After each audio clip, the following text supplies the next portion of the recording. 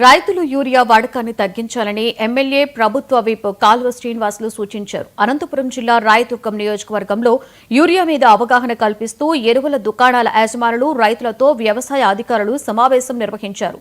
ఈ కార్యక్రమంలో పాల్గొన్న ఎమ్మెల్యే మాట్లాడుతూ కనేకల్ బొమ్మనహ హెచ్ఎల్ఎల్సీ ఆయకట్టు రైతులు యూరియాను అధికంగా వాడుతున్నారని పేర్కొన్నారు.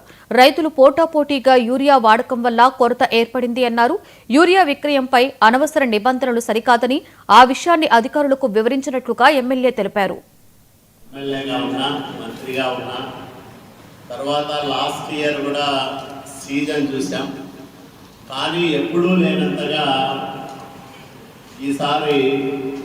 యూరియా డిమాండ్ బాగా పెరిగింది.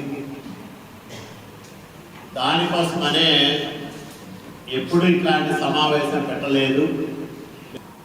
మిత్రులను, బంధువులను, ఊరు వాళ్ళంతా మీ దగ్గరికి వచ్చి మాట్లాడుతూ ఉంటారు, ఎరువులు తీసుకుంటూ ఉంటారు. వాళ్ళకి మీరు ఇంత మోతాదులో యూరియా వాడడం వల్ల దిగుబడి పెరగదు.